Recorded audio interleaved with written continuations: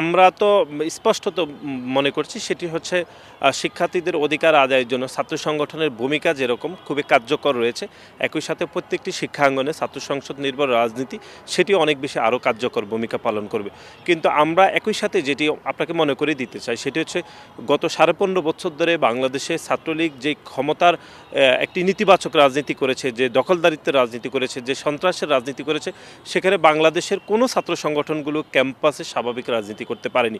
সুতরাং আমরা যেটি বারবার বলছি সেটি হচ্ছে এখনকার যেহেতু একটি স্বাভাবিক সময় উপনীত হয়েছে, শিক্ষার্থীরা বাংলাদেশের সকল ছাত্র সংগঠনগুলোর মধ্যে তাদের মতপার্থক্য বুঝতে পারুক, শিক্ষার্থীরা নিজেরাই একটু পর্যাপ্ত সময় নেক যে কোন ছাত্র সংগঠন তাদের জন্য অধিক মাত্রায় কল্যাণকর হবে, কোন ছাত্র সংগঠন তাদের অধিকারের জন্য বেশি কাজ করতে পারবে, সেই সময়টুকু নিশ্চিত করেই তারপরে ছাত্র সংসদ নির্বাচন করা উচিত বলে আমরা বাংলাদেশ জাতীয়তাবাদী ছাত্রদল সেটি মনে করছি।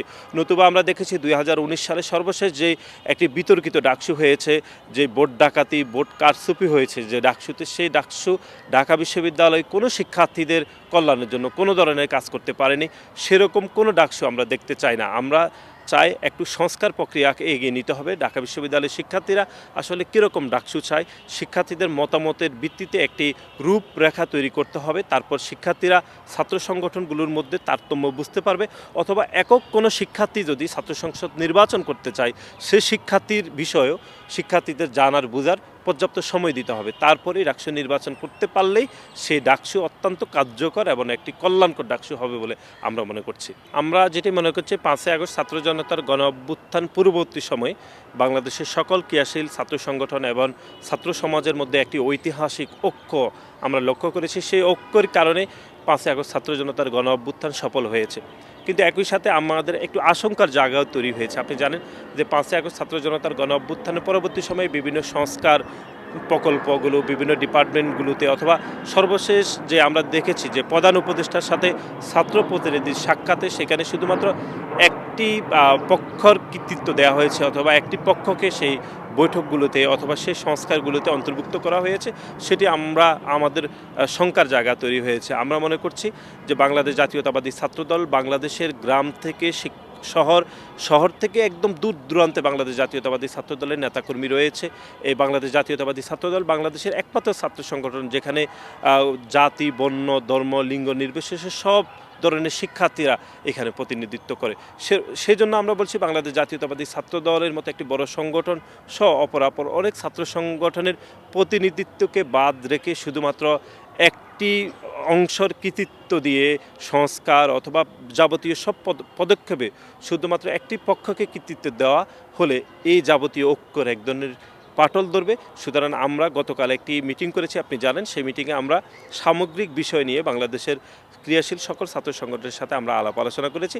আলাপ আলোচনার মাধ্যমে আমরা যেটি একটি ঐক্যমতের জায়গায় পৌঁছলাম সেটি হচ্ছে যে সার্বিক পরিস্থিতিতে বাংলাদেশ জাতীয়তাবাদী ছাত্রদল বৈষম্যবিরোধী ছাত্র আন্দোলনের যে প্ল্যাটফর্ম রয়েছে তাদেরকে আমাদের বলার বিষয় রয়েছে যে জুলাই এবং আগস্টের যে সব ছাত্র সংগঠন আসলে এই অংশীদার রয়েছে। সুতরাং একটি মাত্র পক্ষ শুধুমাত্র এই কৃতিত্ব দাবি করতে পারে না, সকল ছাত্র সংগঠন এই কৃতিত্বের অংশ।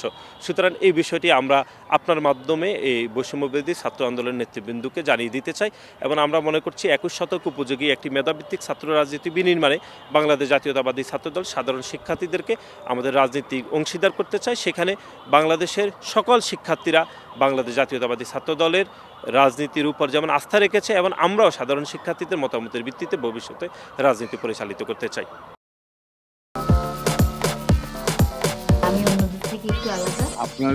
আমার অনেক পছন্দ, মানে আমি তোমার ছাড়া কাউরে কোনোদিন ভালোবাসি নাই। এই পুকুরটা তোমাকে লিজ নেওয়ার ব্যবস্থা করে বদুল্লে চাকরিটা খাই দাও যায় না। আমি যদি সুরজ মিয়া সাইকেলের সামনে বসা ঘুরা বেড়াই তোমার কেমন লাগবে কৌতো? তুমি তোমার স্বামীর নিয়ে এত আহ্লাদ করতেছো, আর ওইদিকে বলে আমার সকাল হয় না রাইতের আন্ধার হয়। এক রিকশায় গা সিপকায় বইসা হাসতে হাসতে কই জানা যাইতেছে। দুনিয়ার এত মানুষ রাইখা এই বেডি তোমার মধ্যে কি পাইছে কৌতো? আর তোমার চোখে আমি শুধু তোমারে চাই।